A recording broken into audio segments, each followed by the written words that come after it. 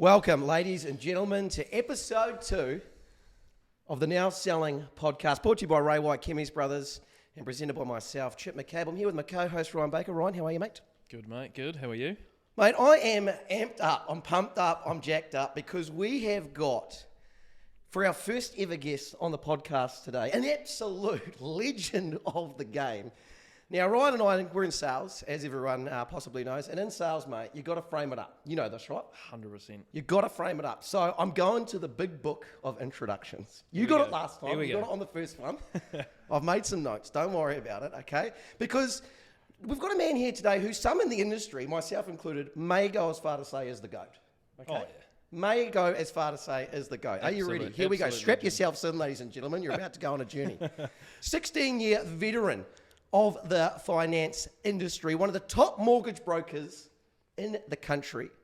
He's got a Rolodex and a client list that represents something like a Hollywood talent agency. One of the owners of the home loan shop right here in Lower Hutt, also central Wellington. Everyone's heard of the home loan shop. Of course, through his leadership skills, he supported the growth and development of that company to be one of the largest, well, one of the best, I should say, mortgage advisor businesses in the country. He's now the big dog, the top boss, the managing director at Palmer and Cook Developments, one of Wellington's largest development companies, building houses all over the Hutt Valley, into Wellington, up the Kapiti Coast, through his live local, build local mantra, representative of the fact that he's a Hutt boy through and through. He can hit a ball, he can putt a ball, he can throw a ball, he can kick a ball, sometimes all at the same time. Incredible. He's a connoisseur of all things fine, including food and wine. He is my brother from another mother. Ladies and gentlemen, the one and only Mark Cook. Cookie, how are you? I'm well, and I don't know if I have to say anything else. All right, we're calling it there. There's our podcast over. Thanks, mate. Appreciate it. Hey, mate, no, the appreciation comes from us. I know you're a busy man, and I just wanted to first and foremost say, hey, look, thank you so much for taking the time to join with us here today. As I said at the start, we're really excited about this because, as you've just heard, those are the spark notes, and we're going to fill some gaps. I know that you're a man that is pressed on time, so look, let's kick right into it. Maybe you could just rewind the clock a little bit. Take us back. That's a huge, kind of a CV, if you will, from me. But take us back. Where did you start? How did you start? And how did you get to where you are today? Where did I start? Well, in the finance game. Even go back a little bit before that. I mean, let's talk high school. Where did you go to high school? Went to high school, Hutt Valley High School, for sport, basically. For short? Yeah. Didn't attend too much mathematical classes.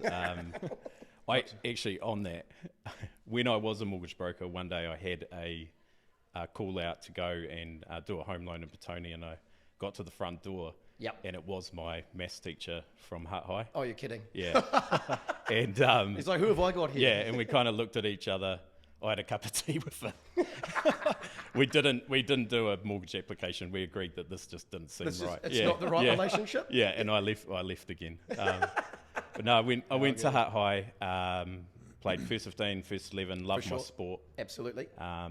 Loved just being part of a team, seeing a team develop and grow together and get results. Yep. And that was my first drive of, trying to lead, basically. Yeah, absolutely. Came out of high school, the old man owned a joinery factory. James Cook Joinery, shout out. Similar to, Ryan's upbringing, like real hard-working Lower Hutt family. If you want something, you got to work for it. Yep. So I would sweep the floors in school holidays. Nice. Yep. Clean out the factory, clean the tea room. Yep. And then just repeat it every day. And not get paid for it. Yeah, I love this. Yep. And it's I mean, Ryan, you spoke about it in your episode, your old man having a business since he was 20. Same thing. I came from the same environment, the shop floor, sweeping the shop floor, literally after school, every day, working your way up from there. It's a commonality that you find amongst, successful people or driven people. I'll say driven people, is they do have a bit of that background, don't they? You guys have both nailed it. If you want to get it, you got to work for it. Yeah, I think that's crucial. Yeah, and that was installed really early on. Again, like Ryan spoke about, and I guess getting into the finance industry was trying to get out of working in the factory. Just do anything else. Yeah. So my auntie worked at ANZ. Yep. She got me an interview with Jenny Dara, a branch manager at Lambton Quay. It was North End Lambton Quay, so it was surrounded by politicians. For sure. White collar. You're in the hub. Yeah. Yeah. And I started as a teller. And So I you was, started as a bank teller. Yeah. How good? And I was useless. So I'd have rugby training to get to back out at Petone, and my teller booth just wouldn't balance. And I was like, I got to get to rugby training. And they're like, just go. How old are you at this stage? I was 18. 18. So Yeah. straight out of high school? Yeah. And Yeah. working obviously at James Cook Joinery. Then you get your teller job, 18 years Yeah. of age. Wow. So, and then the CEO at the time was Nikki Ashton, hugely inspirational Yep. woman. She jumped me straight from a teller into basically sales. So Gotcha. straight into mortgages. Yep. Straight into insurance, straight into bank account opening. Wow. And it was like I was in the deep end. So is this still in the branch? You Still in the same branch. Yep. Yeah. So I was writing mortgages. It was pretty daunting. Yeah, I mean, 18. And like this makes me feel old, but like I would go out the back to get something off the fax quite often, and I'm like, me. no, what do I say now? Sink or swim moment. We've got we've got a separation Yeah. in my office. Yeah, good times. But quite often, like fast forwarding to when I became a mortgage broker, I would relate that experience back and say, hey, if you go into the branch, Yeah. this is what I was, and that's what Yes. you could get walking into a branch. So even when you're doing that, you're learning, aren't you? And you're learning the 100%. things that you're going to use in the future because that's what experience is. Yeah. It's all that foundation stuff that you Yeah, build. absolutely. So, and Nikki came in one day and she said to me, hey, I just wanted to let you know you've earned your bonus. Wow. You've reached it. And I was like, I didn't know I had targets. Look at that, yeah. And she said, well, I wanted to teach you that if you treat people the right way and you do the right things for people, you can get there without overselling. 100%. And an awesome lesson. Oh, great It's a lesson. wicked lesson, yeah. Yeah. So went from there down to the main Lambton Quay branch. Yep. And Robin Dodd was my manager there. That's where I met my wife, Gemma. Hey, shout outs to Gemma. Yeah, beautiful woman. Yep. And he encouraged me to go for a mobile mortgage manager role. And I was only 21. Wow. And I worked out, I think we had a target of like 20 mortgages for 3 months. And I got 60 or 80. And they were like, how did you do it? Yep. And, you know, there's ways of doing that. There's gyp the system, basically. Yeah, for sure. Yeah, and I went up to an interview for a mobile mortgage manager role in Auckland, and I just put that on the table. Yep.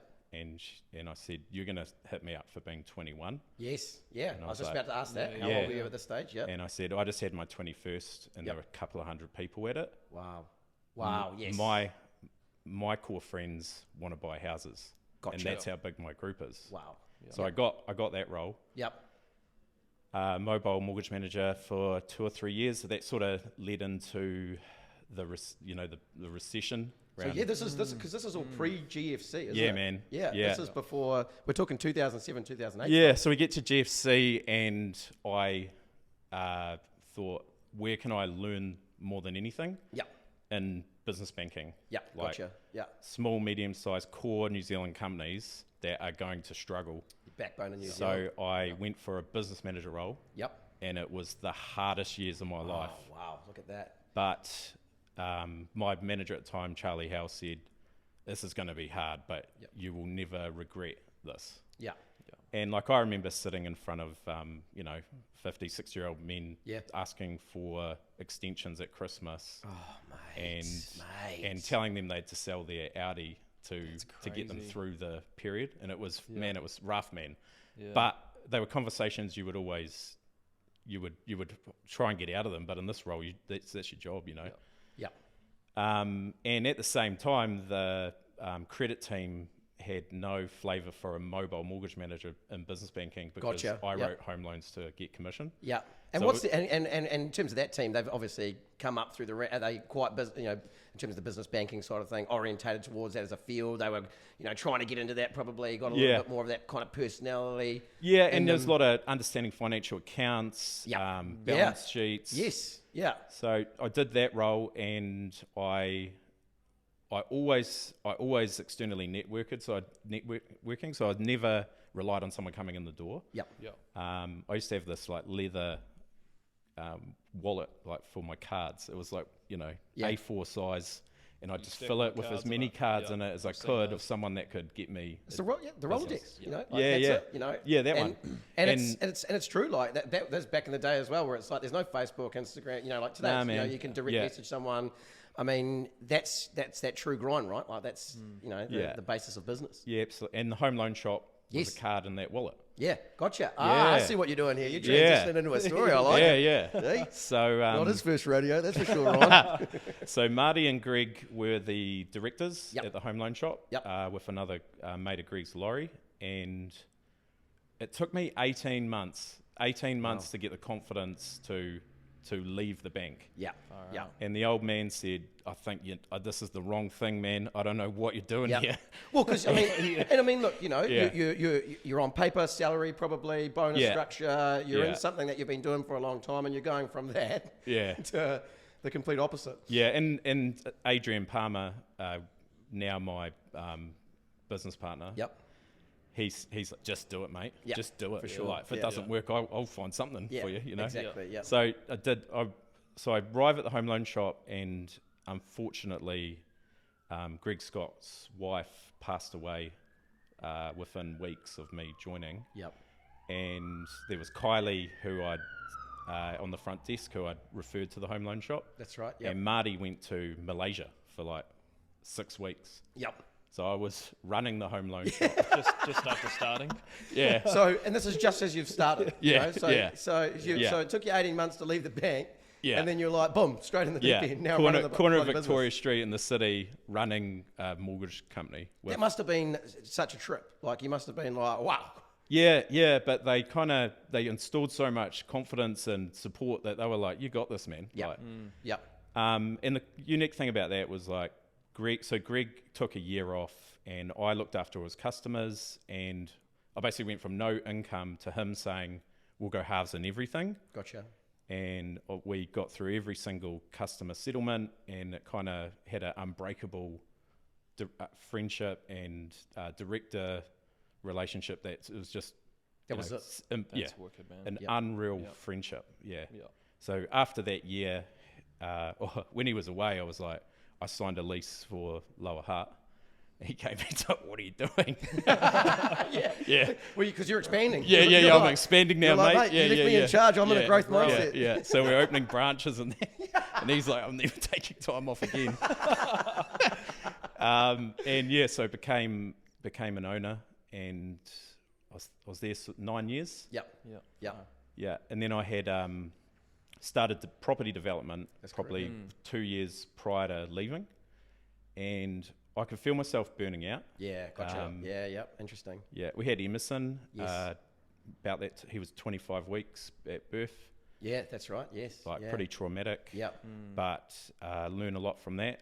Just you never sweat on the small things when you go through something like that. 100%. And that helped a lot. But I felt those small things starting to come back. Yep. So I took 6 weeks off and applied the same learnings with Greg. Yep. Stephen Hogg covered me. Yep. We had the same deal set up. Nice.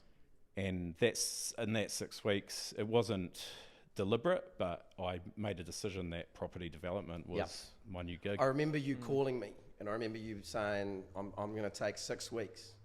And I think I remember and I was like, do what? And you're like, I'm going to give it this time and see if it's the right thing for me. Yeah. And Gemma, she'll pipe up if there's something important to say. Of course, yeah. And she said, I'm so proud of you. Yeah, Hundy. And that was cool. Yeah, and that's amazing, yeah. Yeah, so, and then one day we turned up at Charleston Ave, and Adrian said, I'll cover the capital. Yep. You've been doing this for everyone else for, 18 years or something. Yeah. I want you to you just do it. Yeah. He's like, I don't care if we lose money, we break even, we make money. Yeah. Just learn. Yeah. And an unreal support and opportunity that I just couldn't turn down. Yeah, that's amazing, isn't it, to have someone that believes in you that much. Yeah. Do you know what I mean? Like to actually go, you know, I've seen what you've done. I know what you've created in terms of your network, in terms of your circle. I've seen what you've been able to apply, implement, you know, with these other business and grow them. Mate, here you go. Here's the reins, and I want you to run with it. Yeah, it's an unreal relationship with Adrian. And we go back through family ties and for sure. Other traumatic events that we've got through. Yeah. But basically if we ever argue, it's not we're trying to force the other one to get more than their share, you know. Pushing. Yeah. Saying no, you take that. Yeah. So that was the environment that was in, like, the home loan shop taught me massive amount of how to create an environment, how to treat people, how to have fun, and that's just all been installed in what Palmer and Cook is today.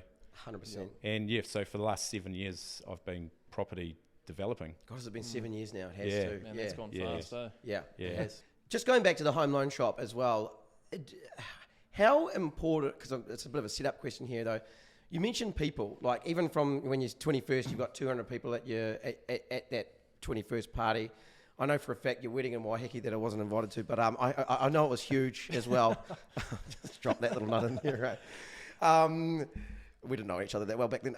But you used to have a saying to me about people, and it was about people capital, or you'll know the human saying. currency. Human currency. Yeah. How important is relationships in business, and what do you attest to the way that you've been able to, you know, create those relationships throughout your time? Is it just something that's been passed down, or is it something you've got to work on? Yeah. Well, I think like going to a school of 2,000 plus kids and trying to work out how to fit in. Then it's a great way of looking at it, by the way. That's moving to a direct relationship role with businesses, home loans, like the most stressful period of someone's life. Yeah. And having to roll that roller coaster, even through weekends when all the other banks are shut. It teaches you a lot around dealing with people's emotions and how to look after someone, and how to, you know, all different emotions that they're chucking at you. Hard out. And human currency is one of my favorite sayings. Yeah, it is. Yeah. Because it's got nothing to do with dollars. It's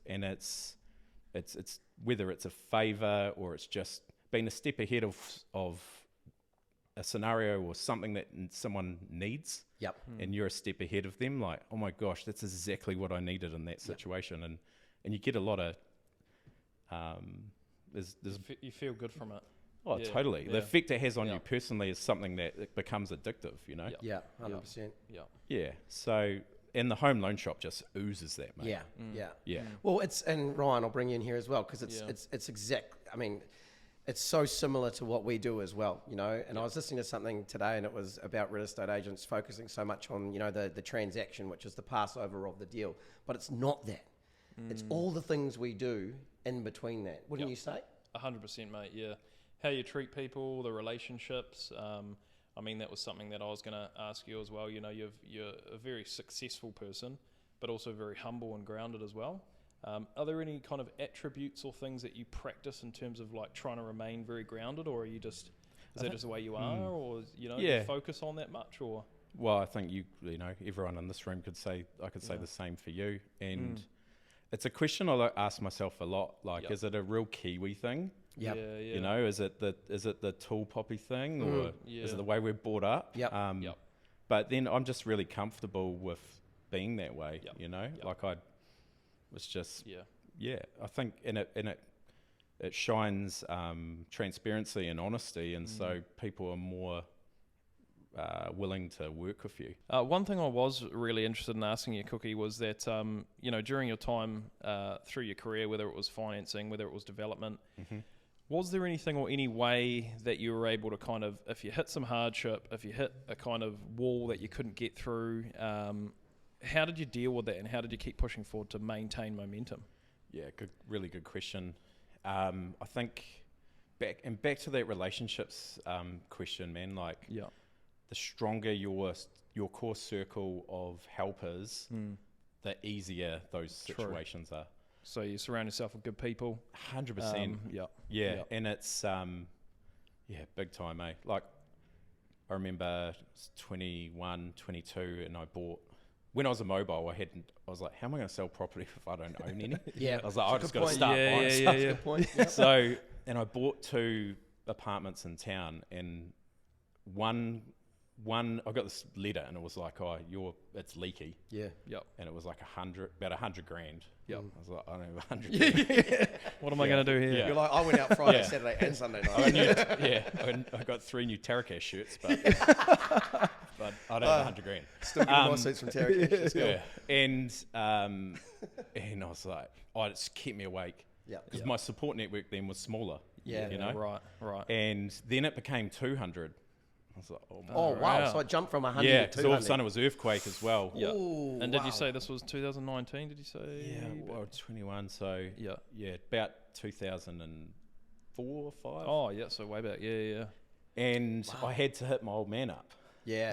Because that was my support network. Yeah. Got you. And it's never easy, is it? Man, asking, and he said, especially TC. Well, I'm lucky if I can ask him for a mulligan on hole 8. Martinborough. yeah.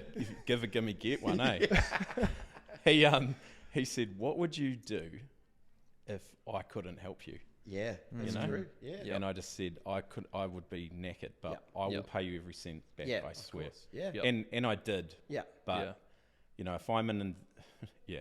if I'm in a situation with that much stress now, I've got the support network. It doesn't, like I said, human currency. It's not financial. Yeah.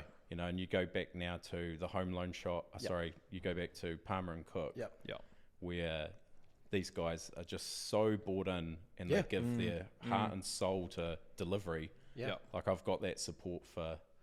And I get them probably now. Like that might have been once every 4 years, and it becomes, and that comes with risk taking, So I'm 100%. Presented it more than ever now. And then all of a sudden it's once a year. Now it's like on a monthly basis. Yeah. Right, support team. How are we going to get through this? Yeah. Oh, and look, it's such an important thing to bring up. We talk about it all the time, Candice and I, about it's your circle, and a circle goes round and round. So if you've got bonds, if you've got relationships, if you've got those people you trust more than anything else, a circle can never be broken. And just to relate that back to business now, like I've got the most incredible solicitor, Joe McDonald. Joe McDonald, shout out to Joe. Yeah. Loves a gin. I've got the most incredible business partner, Adrian, and we've talked about him. Adam, Curtis, and Blair in the office. Well, let's just before we go, let's give a bit of background on that as well, because that was something I'm going to bring up, and it's timely. Because when you to roll it back a little bit, when you first started at Palmer and Cook, when you took your 6 weeks off, right now I'm going to jump in. I'm in the deep end now. I'm going to go develop houses across the Hart Valley. Yeah. You were the only one. It was Cookie. Yeah. That was it. And so then you brought on obviously Mr. Sirota, Adam Sirota. Now we've got Curtis in there. We've got Blair. He's open there as well. Curtis White. But these are guys you all knew. These are guys you didn't just go and you could have, put out a Seek job advert. I'm looking for these people in these fields. But you've handpicked these guys that you've known for some of them 20 plus years. Yeah, and I have. And I think it's by default you'd say, hey, they are your best friends. Yeah. But an element of trust is there to say, hey, come and work with me. But these 3 guys were, in my opinion, being completely underestimated to what their capabilities were. Like Curtis had been with Dulux for nearly 20 years. The role that we presented him was a role he had tried to get 2 or 3 times. And he absolutely smashes it for us. There's no doubt. Yeah, and that's back to that. How have you around creating success, whether it's for myself or my inner group. It's installing confidence in people that they are really good at what they do. Yes. Like Emma Elliott, our designer, anyone around you, it's like, hey, you're qualified, you're a professional, you're really good at this. Yes. So be yourself and give me the best you've got. And don't undermine their decisions. And they just unclip their wings and they go, man. Oh yeah, absolutely. And I mean, when you look at every single person in their individual roles, because they're out there, they're experts. I mean, and none of them have worked for like a big development company like that before, but they just come into the mold so easily. Whether it's and they all like I said, whether it's Adam, whether it's Curtis, whether it's Blair, what they apply, they all apply so well, but they are unapologetically authentic. Yeah, and I think that's key, right? Like Sirota's Sirota, you know what I mean? Just like your cookie's cookie, just like Brian's Ryan. You know what you're getting. No one's trying to pretend to be anyone else. Yeah, you can teach someone how to get a resource consent approved. For sure. You can't teach the qualities these guys have. Yeah, that's right. Yeah, and just back to giving them full reign. Yes. Yes. I mean, you've listed properties for me. You've created, you and Candy, you've created media for me. 100%. And you've always said to me, I love doing it because you give me a free license. Oh, absolutely. And I mean, look, from a creative, point of view, the whole point of being a creative is to not be tied down. And the beauty of working for Palmer and Cook, going right back to Charleston Avenue, is the ability that you said, okay, off you go. Like, it was only two houses in that stage, and then we went from there to Kamahi, and then you're like, yeah, I love that, just off you go. And then whenever we would do a rap video or something, I'm like, I'm gonna do this thing where I put like a videotape in, and then it's gonna be like all like bzz, bzz, bzz, and all this other stuff, and then we're gonna rewind it, and then we're gonna it's gonna be like 5 minutes long. And you're like, yeah, all good, Cookie's just go like go hard. Yeah. So we had the ability to be able to create our own, narrative and ideas around that. But in turn, what that did for the Palmer and Cook brand is it created a really fresh approach to what you guys do. And if you look at the figures in terms of the engagement we get whenever we put a video up or a post, and that then translates down into, again, we're talking about people, your subbies, your builders, the TS building crew, the amount of people that when we put a video up that text me and go, mate, that was amazing, we love, and that's evolved as well. Do you know what I mean? So clipping the wings, 100%. Yeah. And that goes for all our sub-trades, that are building our houses now. It's the same approach, and it's real, And that's something that also, like when you spoke about coming through your early years as in financing and everything like that, the people that almost gave you those opportunities and those lessons that you learned back then, it's almost like the passing of the torch. Like you've almost been able to give that opportunity back to the people that you see potential in as well. 100%. Great point. Yeah. And like I guess call that social awareness, Yes. Yeah, 100%. Yeah. Yeah, man, it's cool. Like just real little things as well. Like I'll challenge myself to remember everyone's name on a job site. Yes. Yeah. Yes. That's awesome. Yes. Yeah. Yes.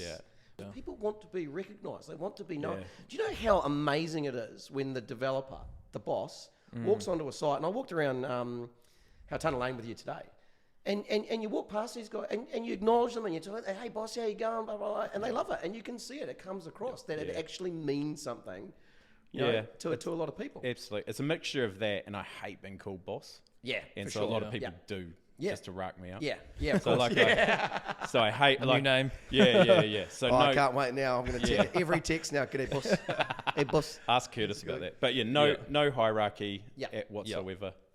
Yeah. And I even hear that as well through the industry and being on sites and talking to trades and things like that. They're like, man, the Palmer and Cook guys are always down. They're doing barbecues. They're talking to us. And see, that means so much to me. Like, that's what we want to hear. That word of mouth, Yeah, that's awesome. That's a good point. Let's bring it to Palmer and Cook now, because obviously a massive transition going from, being in the mortgage industry to heading up, and at the time probably wasn't as large as what you guys are now. And obviously you've brought on the people in order to facilitate the amount of, just the scale of what your business is. But how do you go from, being a mobile mortgage manager to owning a mortgage advisory business to then going, I'm going to be a developer? Like, how much training did you have to do, and how do you learn about all this stuff? Like, I mean, how much time in the day do you have? Like, it's pretty crazy to think about, because, you didn't do like a 4 or 5 year, a degree or something and then go through the ranks and all of a sudden you get a, associate director's role and blah, blah, blah for a major firm. You've done it all off the cusp of yourself. Like, how did that play out? And there's like a lot of, back again to core circle, like I grew up and flattered with a best man at my wedding, Kurt Gibbons. Yep. He's the same story. Gibbons and Co.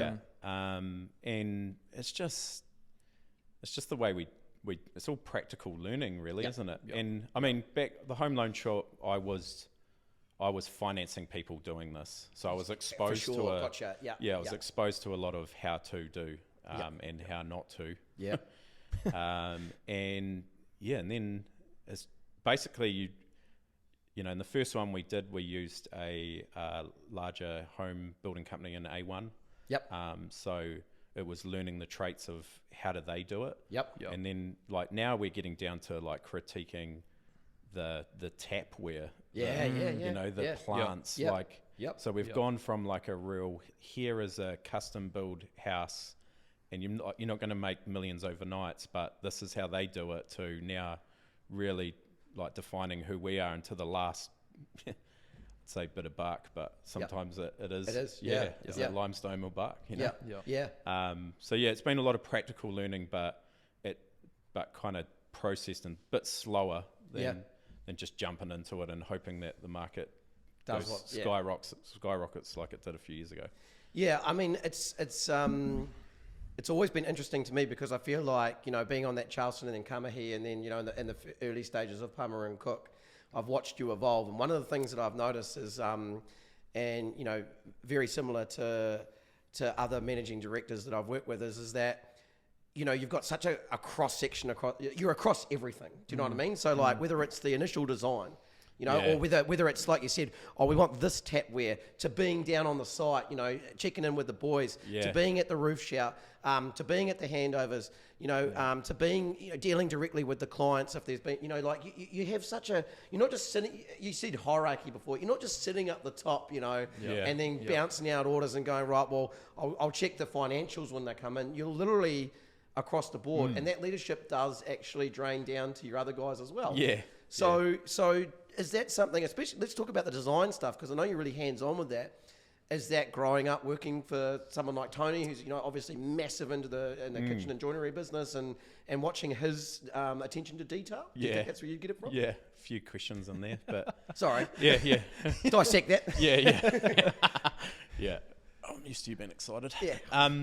Cut it in post. Oh man, the joinery upbringing for sure. Like, remember there's Cobb and Go down on the foreshore, and it's like, oh my God, Dad's lining up the stair rail to see if it's straight.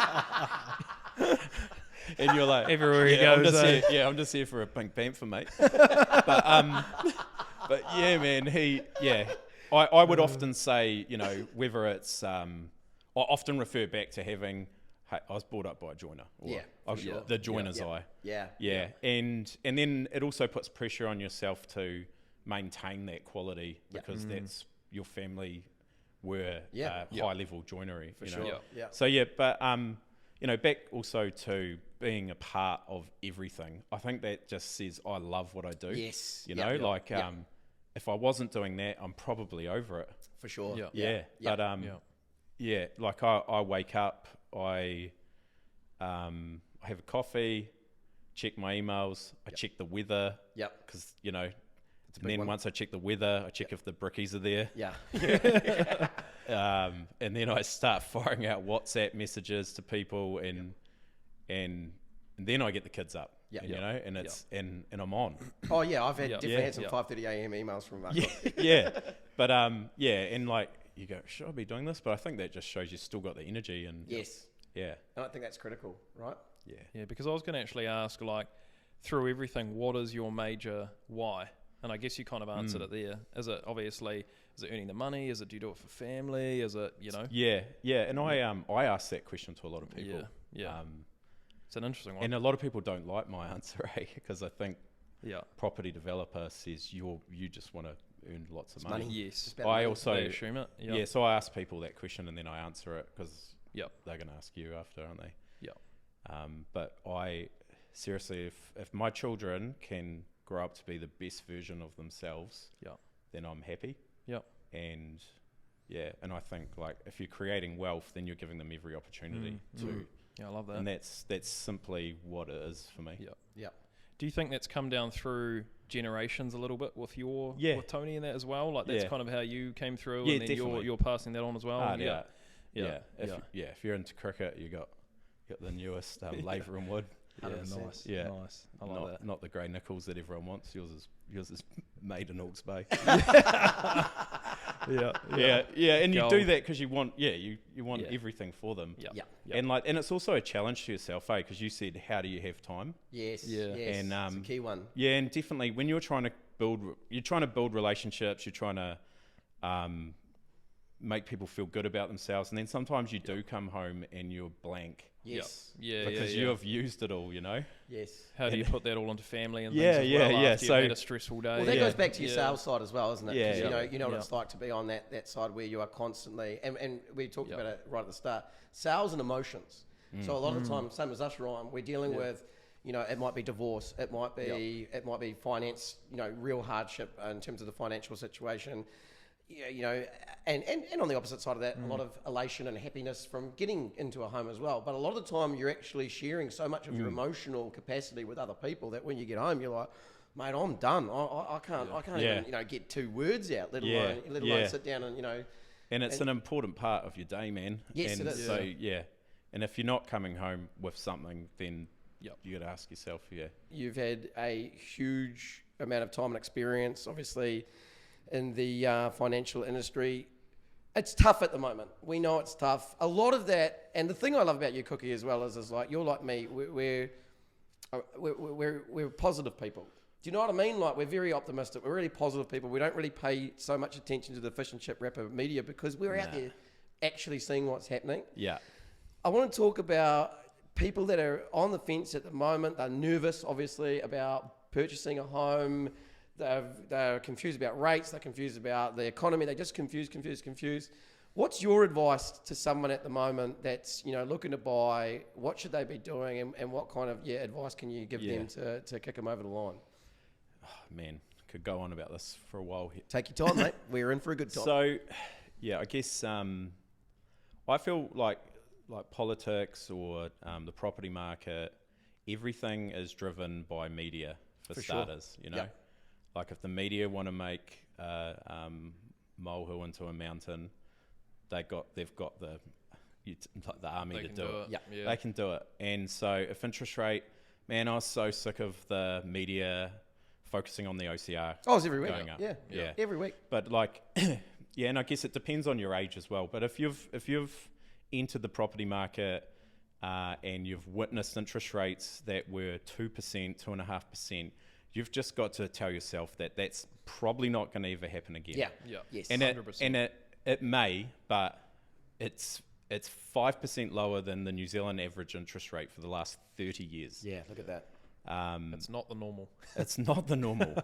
And I think just to interject, it wasn't normal. Everyone, whether you were in the mortgage broking, whether you're in the real estate industry, whether you were in the cars, anyone would be able to say, this is not normal. It's mental. So right now, interest rates are at the average New Zealand interest rate for the last 30 years. So it is at the average. And this slump is nothing on 2006, 2007. That was the other point I was going to make. The banks are not setting up hardship teams. Like when I was at the bank, we would just start losing staff, and there was a new floor leased, and there was a whole floor lease for getting people debt recovery, basically, and mortgagee sales. It was all on, and that's not happening now. No. And yes, there's still some hurt to come potentially. But it's a good time for cowboys to get flushed out in industries. For sure, because they do come, don't they? That's absolutely. But so I guess the point of that is, like I'm a gut feel guy. I'm not a read the paper and what should I do?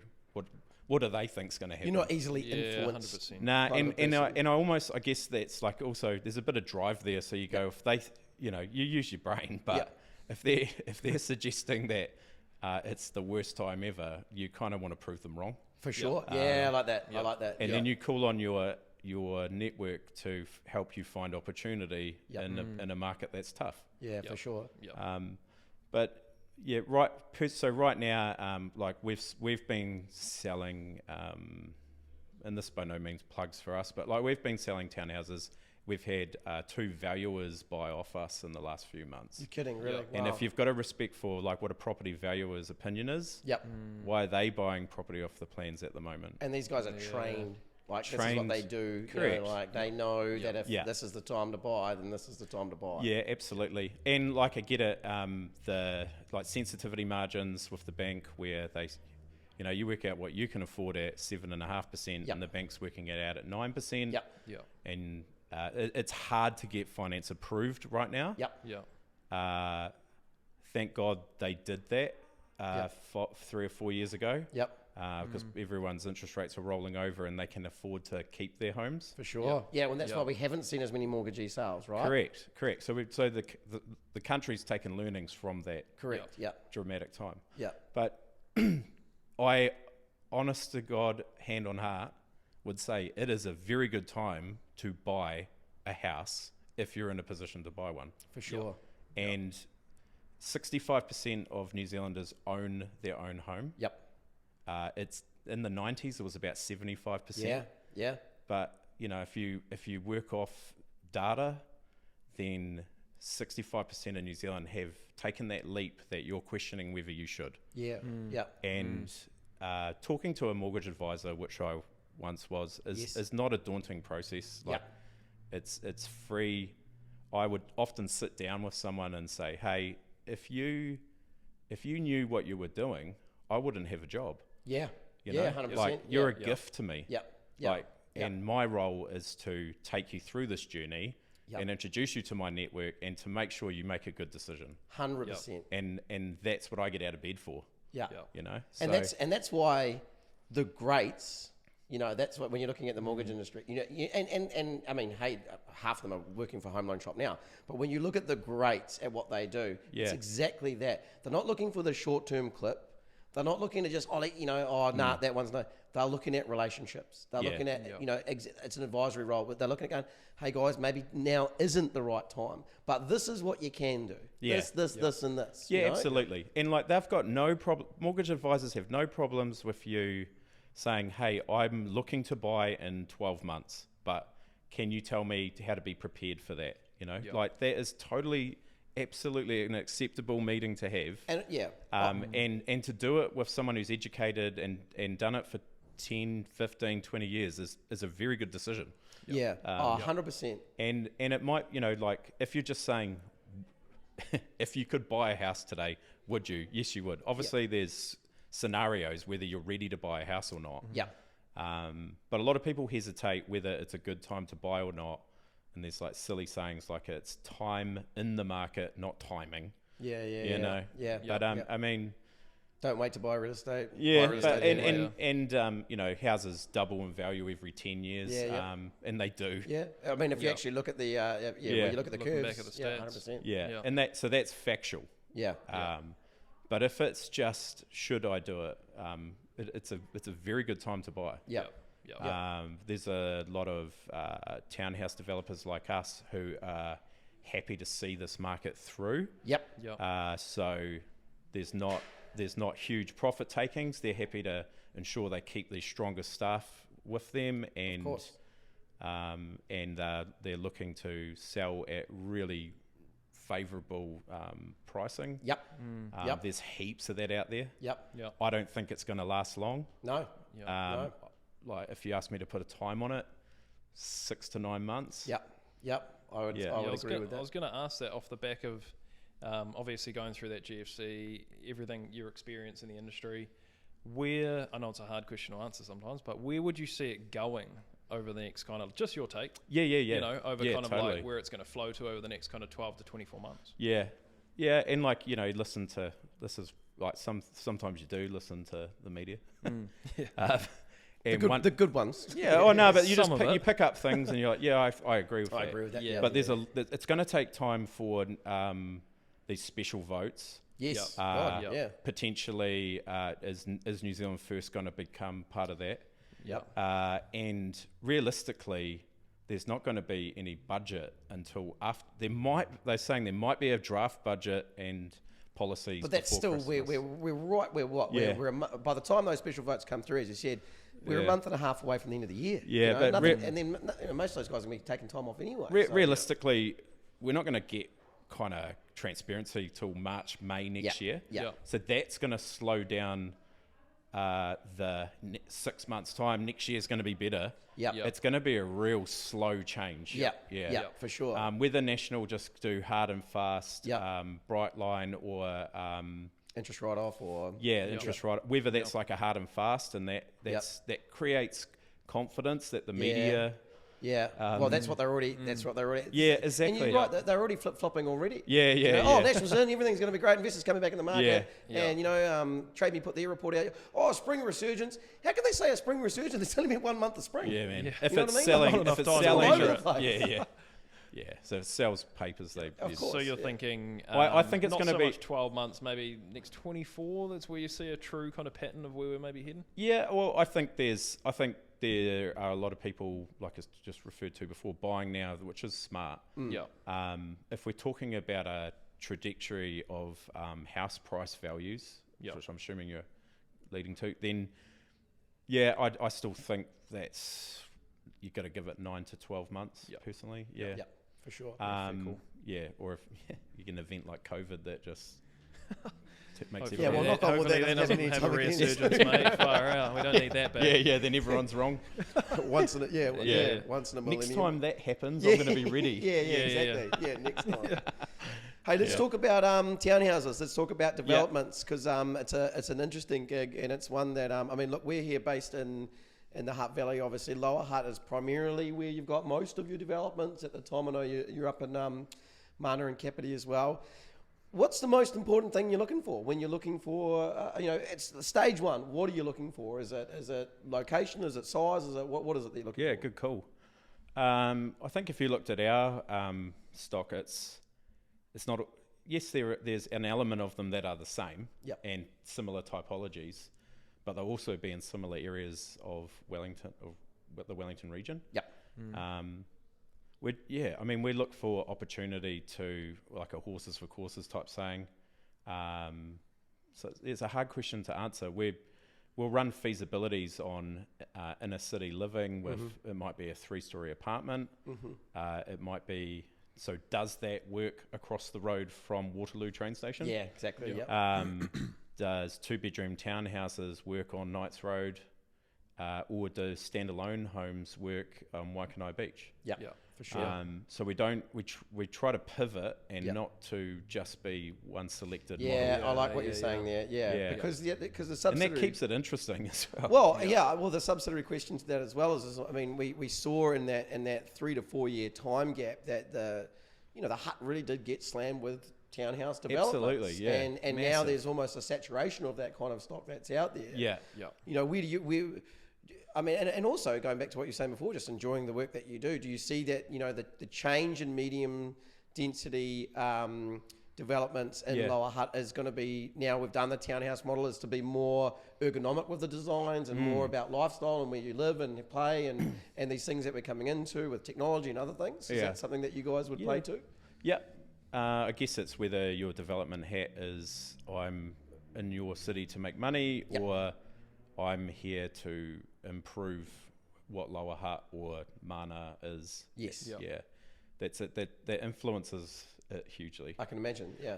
Yeah. But I guess we've had a 2-story, 2-bedroom townhouse odyssey. It's crazy. There's a few of them. Yeah. There's a couple around. And the Hutt, I think Lower Hutt statistically has had the most of that specific typology in the country. Yeah, wow. Yeah, I mean, it's flat. But it's interesting, like I've run feasibilities today, and I've run them to similar, like you guys will have a 3-bedroom house on 600 square meters. That 2 years ago, a developer might pay $1 million for, and a first home buyer might pay $700K. Now you run the same feasibility, because if you take 100,000 off 5 townhouses, a developer will pay $500,000 and a first home buyer will pay $700. True, gotcha. Yeah. So that concept is gone. Gotcha. Interesting. Yeah. So that you're saying that the golden times of the townhouse model have potentially it's going to reshape. Evaporated for a while. It's going to reshape. So you can now build 6 stories. So that's 6 stories. 6 stories. Crazy. Yeah. And also under the new district plan, correct me if I'm wrong, Lower Hutt's like all medium density. But if you're like, entire Hutt Valley. yeah, if your house is next to what, like 2,000 square meter site next to Woburn Station, there's a black zone between 3 stories and 6 stories. For sure. It's just not feasible. Yeah. And like someone might prove me wrong or give it a go and good on them, but I'd say 3 stories is going to be the next transition of Lower Hutt. For sure. It will be railway line focused. Yep.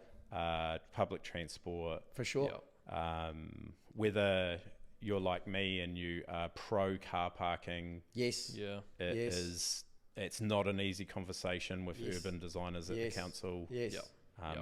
We get talked out of that all the time, unfortunately. Yeah. But that's, I mean, I'm not against electric anything. No, of course not. It's, if you're asking me what I think Lower Hutt's going to be looking like, we're going to go up in certain areas. Yes.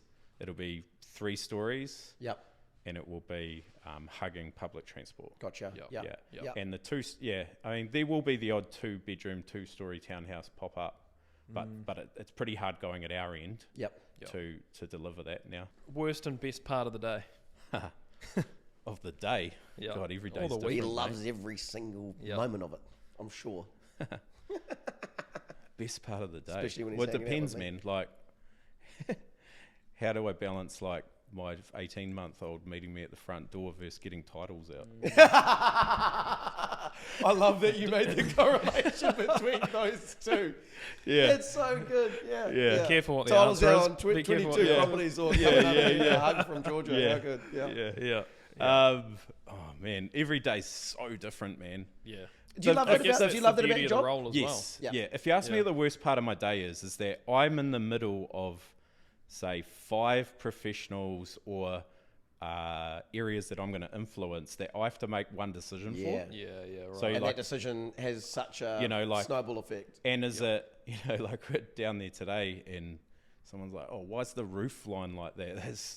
We have to like do that roof like that and that roof like that. And you're like, yeah, because we go back to the resource consent, we had to like change the pitches of the roof so that we get through a density rule with high bulkness for that neighbour or whatever. And they're like, but they're more worried about how the roof's laid. Of course. Just little things like that. And you're like, so pretty much the bit I don't like is like, because we've talked about relationships and stuff, I'll have specific parts of my day where I have to try and keep 4 or 5 people happy. And I'm like, oh man, making those 2 people happy makes sense.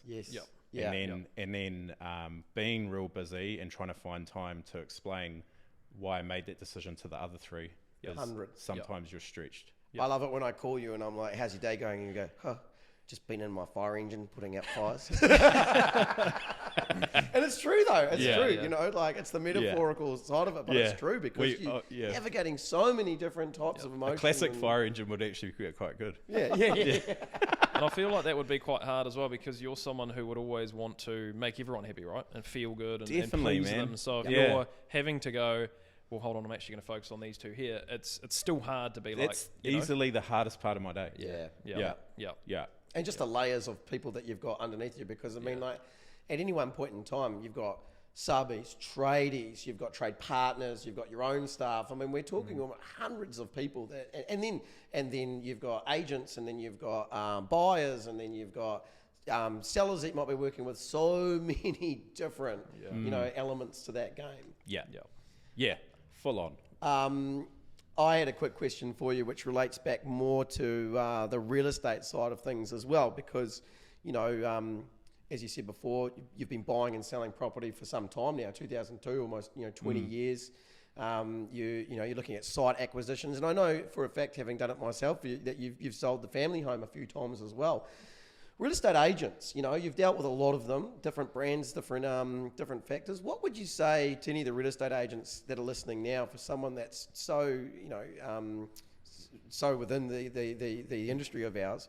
What are some of the good attributes you'd say about a great real estate agent? And what are some of the things that really just tick you off? Like, what are some of the things that we do? Say the do's and don'ts, if you would. Yeah, good call.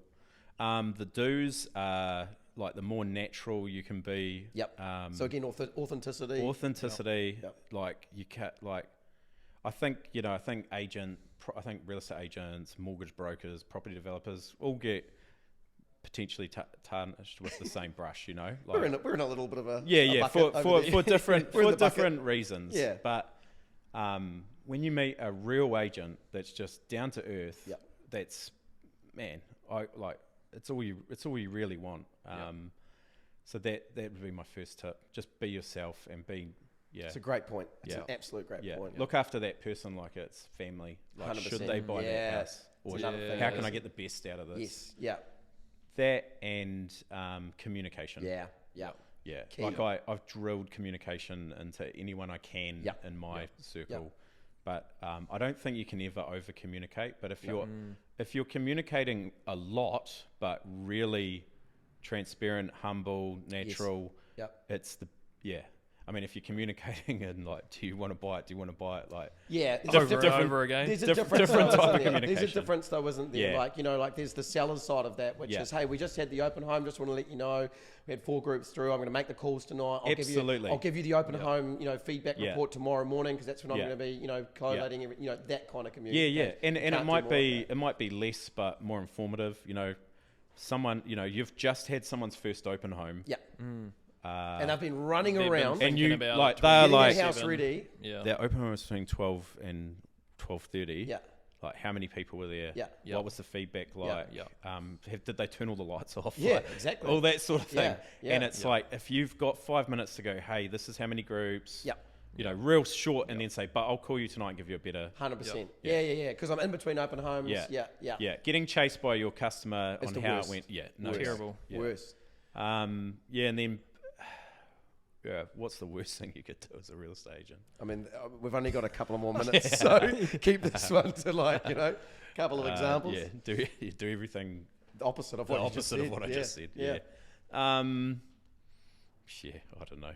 I suppose but to be fair, I mean, for me, looking at the 3 things that you said, it would be the opposite of communication because I don't think there's anything worse than being a client and being left out in the dark. I think that's kind of, you've come in, you've earned our trust, you've said that you're going to do these things. Yeah. We don't know whether you're doing them. We don't know how the open home's gone. We don't know, whether the inspection, whether they liked it, whether they didn't like it. And then you're misinformed. You can't make a decision. If you're not communicating well, then there's a really good lesson to be learnt there. Are you not communicating because you're too busy? Yes. Are you not communicating because you've got anxiety about ringing that person? A fear around, I don't want to deliver bad news, which is part of our game. You've got to do it. And just pick up the phone and do that. Like, don't text, don't email, challenge yourself, ring that person, and that'll get easier. Yeah, 100. And are you not ringing them back because you're not in it anymore? And maybe there's something else you should be doing. I mean, that's such a great point. And I've been in that scenario with you. Like we've had, properties that we've been selling under development where I've gone, oh my God, this purchaser, I'm going to have to call Cookie. I'm going to have to. He's sitting here, man. Like literally tell him, literally tell him what this person, you know what I mean? And you do because you're like, I'm like, Cookie's going to think I'm an idiot. Like Cookie's going to think I'm not good. And then all of a sudden you get so caught in just doubting yourself where it's like, delay it.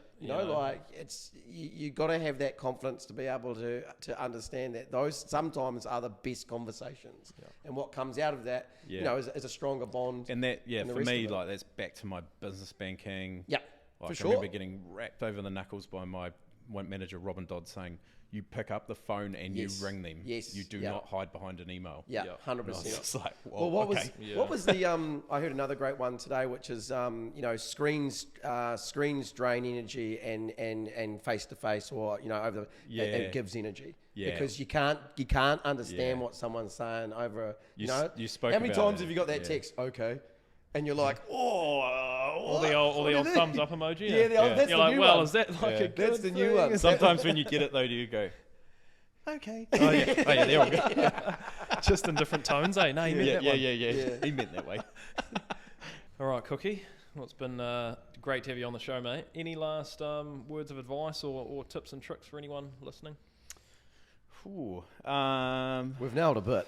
Yeah, hard out. There's a We've done few in well. there. Yeah, Does he have anything left? Yeah, I guess like you said, I am busy, but I do love what I do, Yep. and I'm a huge supporter of Kemeys brothers. Yes. Yep. And if there is anyone listening that would like my input or advice or help with something, don't be afraid. Yeah. Because I'll do that to support Chip, Ryan, and the Kemeys brothers. Appreciate and it, mate. I'm an open book. You Yep. definitely are, mate. Yeah. And look, once again, thank you so much for coming in. You know, when Ryan and I were talking about, you know, first and foremost, starting this podcast and then where we wanted to take it, you know, it was we're definitely going to have some guests on, you know, because We're very excited to get you on, mate. yeah, Very and just excited. also to break into like the first guest to have someone on here. You know, I joked around at the start by calling you the GOAT, but you know, and you talk about your circle of influence, and certainly that crossovers into mine. There are many people I could call, mate, and have a yarn about you, and that have nothing but great things to say. And I think Appreciate that's, you it. know, really evident of the type of person you are. So, Yep. ladies and gentlemen, that's it from me. Thank you so much, Ryan all Baker, us. for joining us. We're all done. Always Cheers, cool, lads. No worries, always mate. cool, calm, collected. And as we say on the auction floor, when she's all done, all silent, we are gone.